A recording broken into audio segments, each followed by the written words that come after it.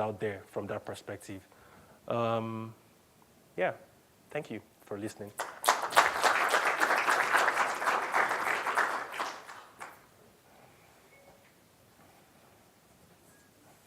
Thank you. Yes, sir.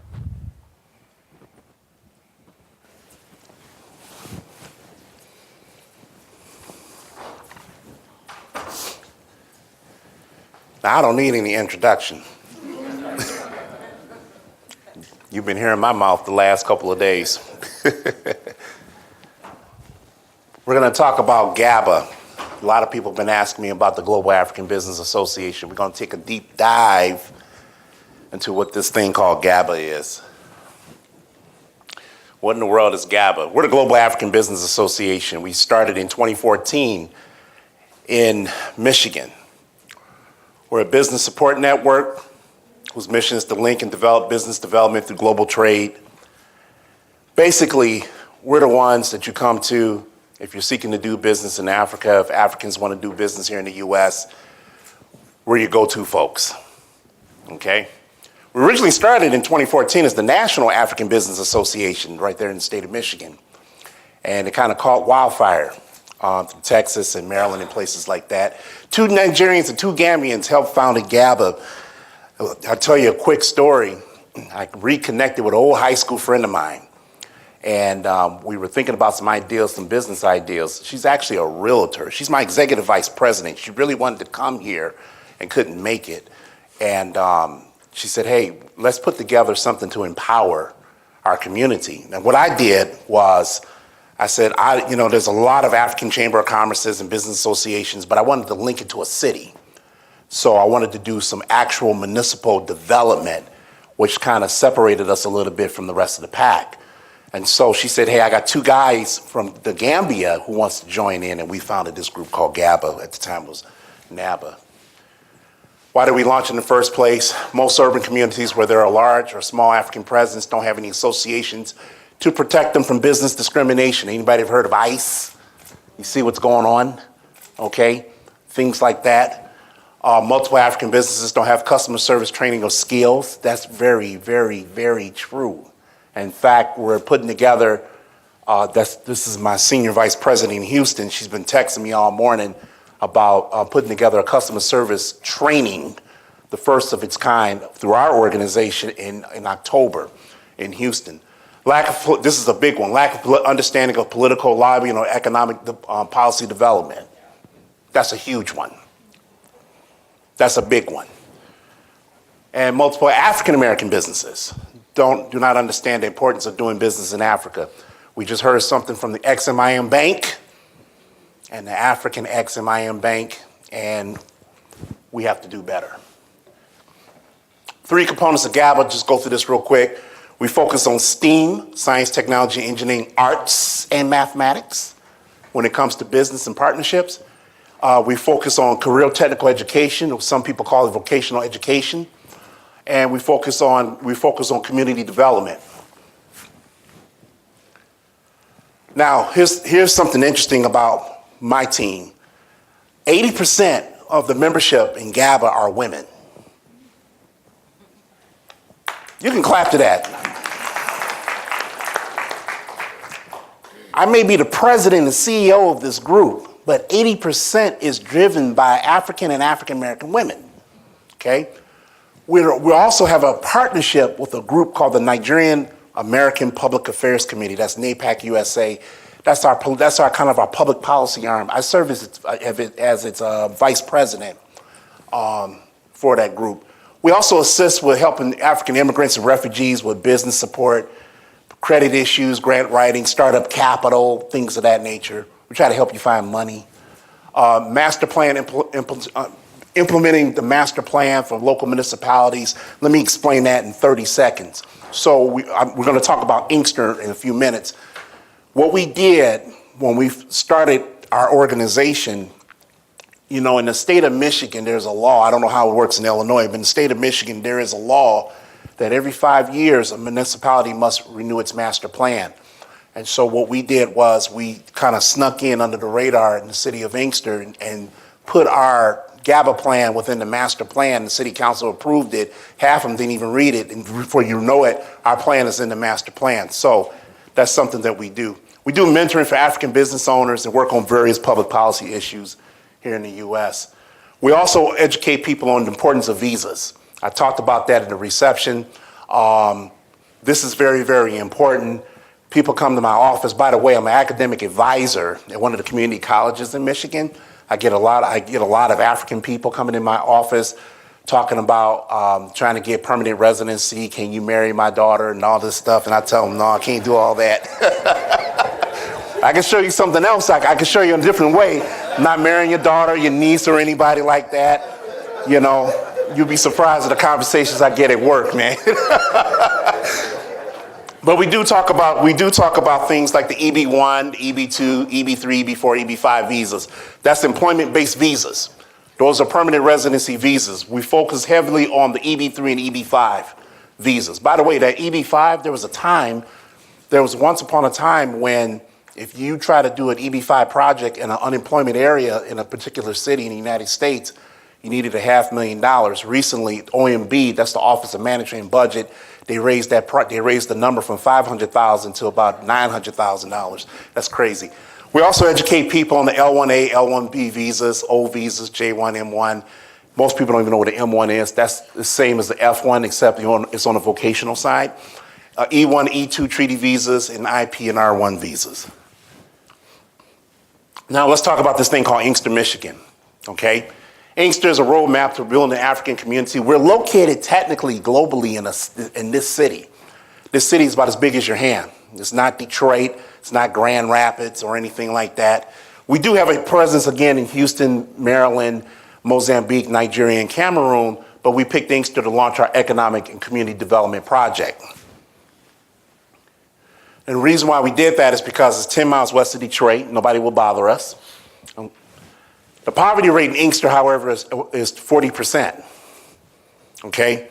There's no economy in the city of Inkster. 25,000 residents. It's the largest African American population outside of Detroit in Wayne County, Michigan. If you look at the poverty rate of the age of 6, it goes up to 60%. Okay? Median age is 37. Only 3 pharmacies exist in the city of Inkster.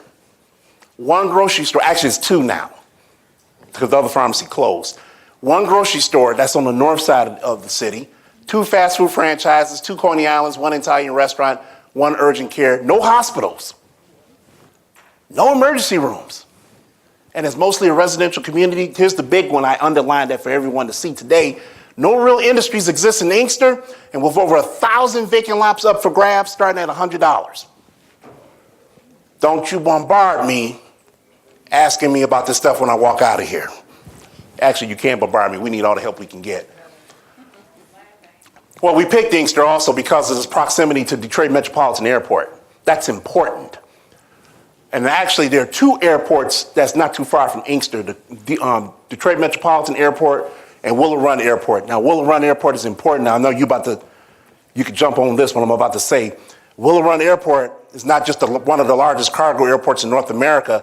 It's where American Center for Mobility is located. That's where they're testing autonomous, I knew you knew this, autonomous vehicles. And so we want to make sure that we're close to things like that when it comes to economic development for our people. And Michigan Avenue. You know, the same Michigan Avenue that's here in Chicago. It connects Detroit, but it goes through Inkster, Michigan. Okay? I've stated that Inkster within 5 to 10 years can become a global hub of commerce between the state of Michigan and various points within sub-Saharan Africa. All right? And with the AGOA, and now we have the African Continental Free Trade Area, these things are in motion. Now it's time for us to act. Even though Inkster is a community-driven residential city, we have a growing African population in the city. There's a lot of Nigerians moving in there. Liberians been there for years. And now we have a growing Senegalese community and Ghanaians. And what happened was, this guy, Hillard Hampton, he used to be the former mayor of Inkster. What happened when he found out that we existed, He said, because he's been to Africa several times, he's been to Ghana, Nigeria, and places like that, so he understood what we were doing, trying to do.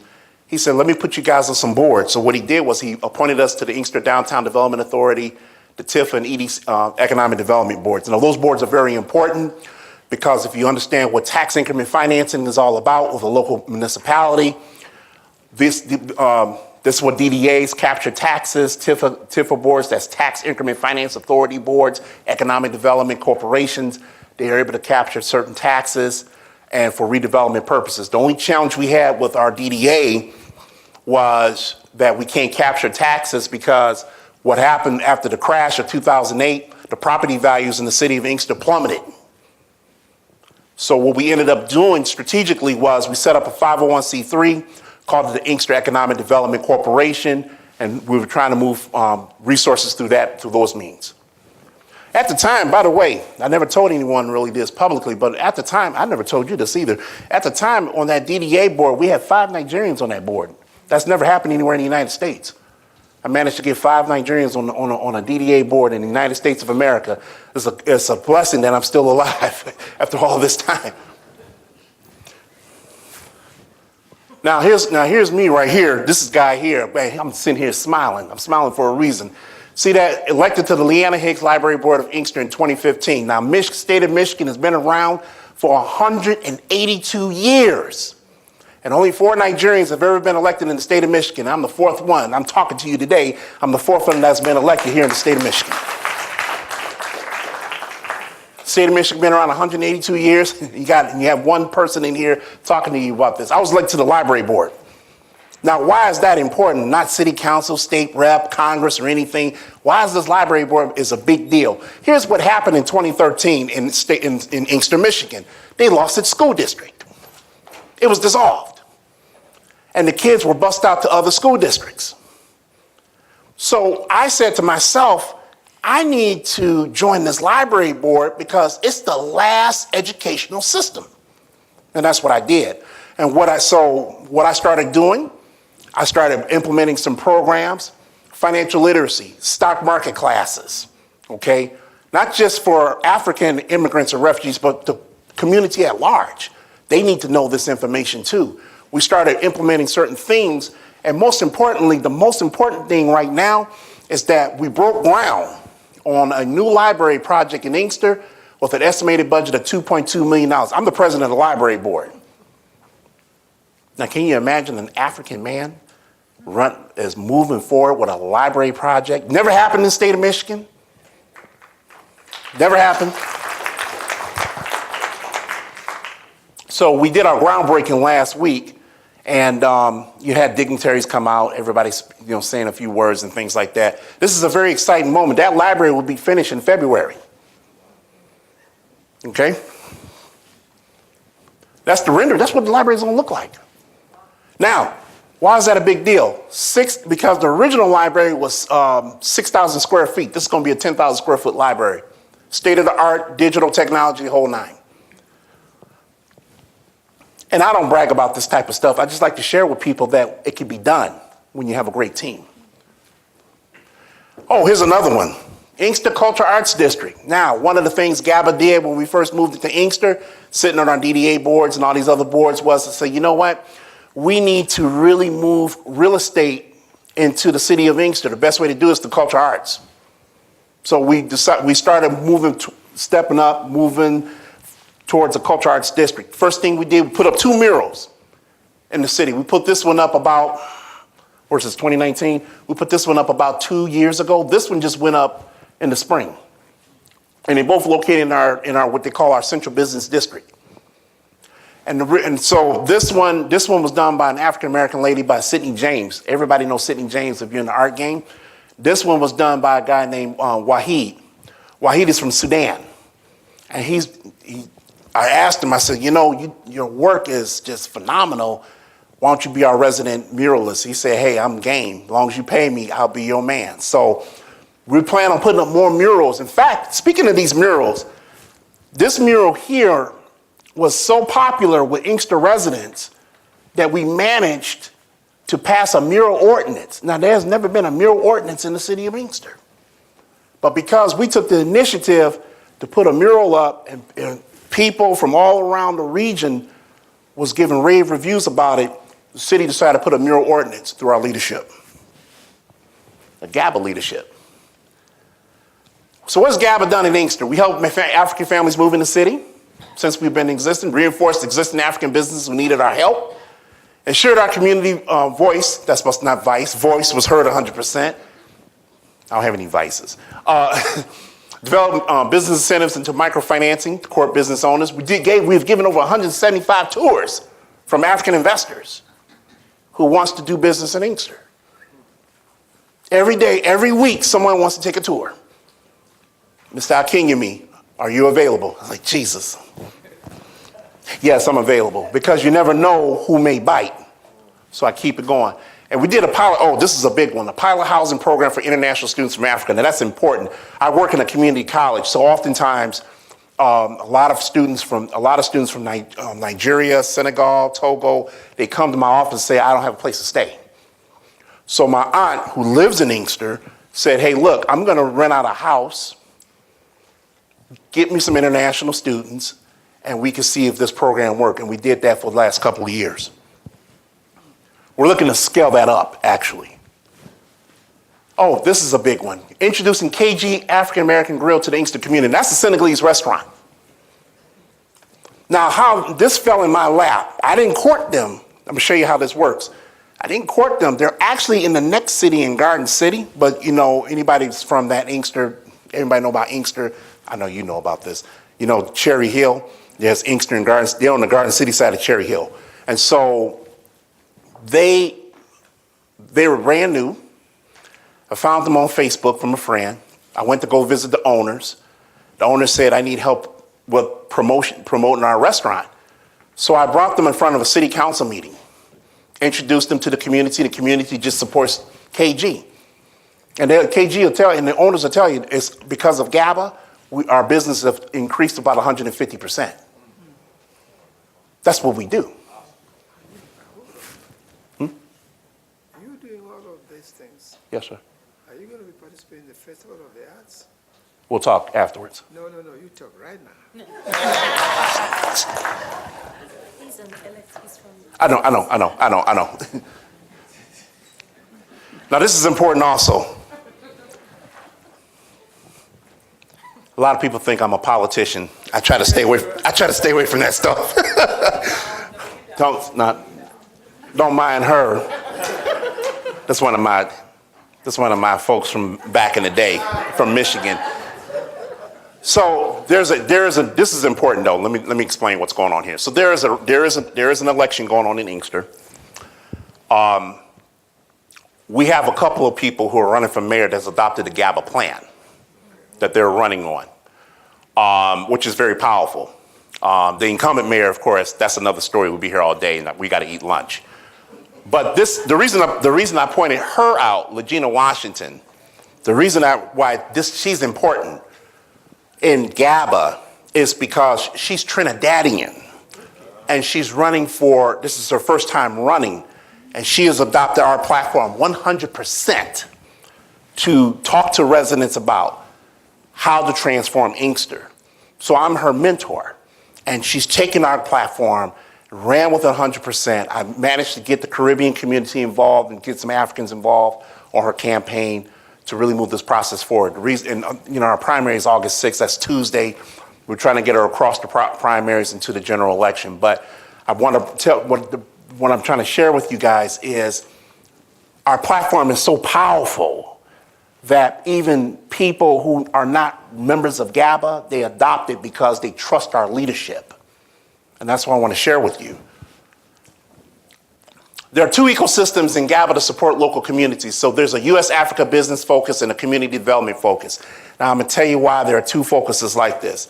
Because there are some people in GABA that really, really want to do things in Africa. So they focus on the EB-5 investor visa piece, the opportunity zones, the blue economy, like you're dealing with the oceans, smart cities, which we're in discussions with Seat Pleasant, Maryland. Cyber education, one of our board members runs a cyber education program. She has 300 students lined up in Lagos as we speak, okay? and global supply chain management. So we have members who really want to do this. Then we have members who say, you know what, I really want to focus on the local stuff, and that's cool. So they deal with the community development, the financial institutions, the small business support, the cultural arts, creative economy, community engagements, faith-based networks like my faith-based partner in my faith-based coordinator in New York, and refugee resettlement. That's all part of the community development. So we even though we're one team, everybody have their different functions, and it works perfectly. So what's the future of Inkster? We're aggressively courting both domestic and foreign investors to do business in that opportunity zone. That's right there on the north side of Inkster.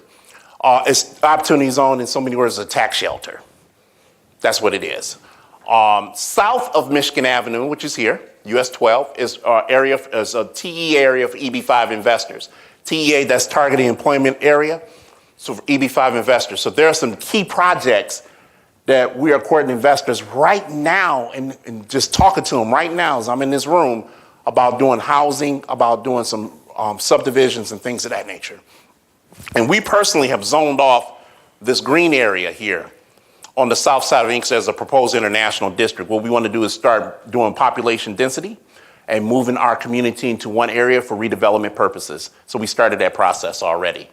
You can't see this blue line here. That blue line is called Harrison Road. Harrison Road is in the master plan, but nobody in the city want to touch Harrison Road in terms of development. So we're taking it upon ourselves to start property acquisition to move that process forward. Key industries to court in Inkster. This is for anybody in here who wants to buy Inkster for $1. I'm just joking. Fintech services, agribusiness, cybersecurity, advanced manufacturing, mobility. See, that's why we got to talk. Co-op grocery stores.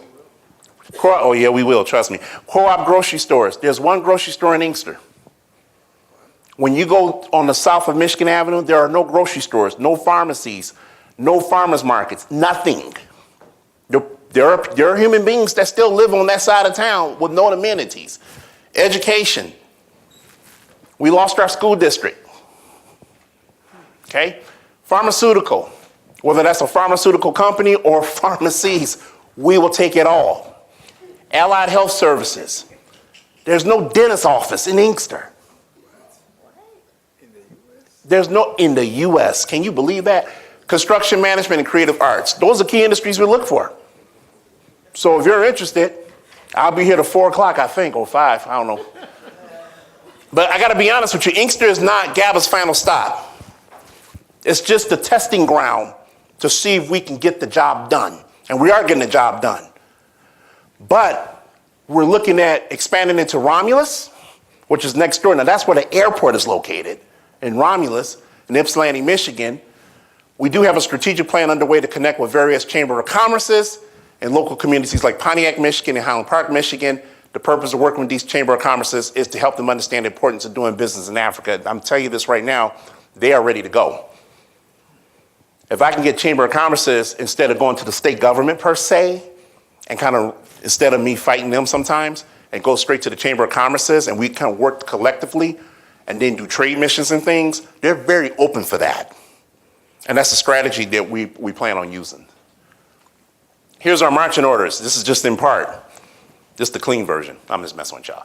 The cyber education component is moving forward, like I said, in Nigeria. We're trying to establish a cyber education program in Pemba Island in Zanzibar. We're working on that now. One Voice Reception in DC, One Voice Reception, that's a reception we throw every year at the Congressional Black Caucus. Everybody in this room is invited if you're in DC. That's September 12th.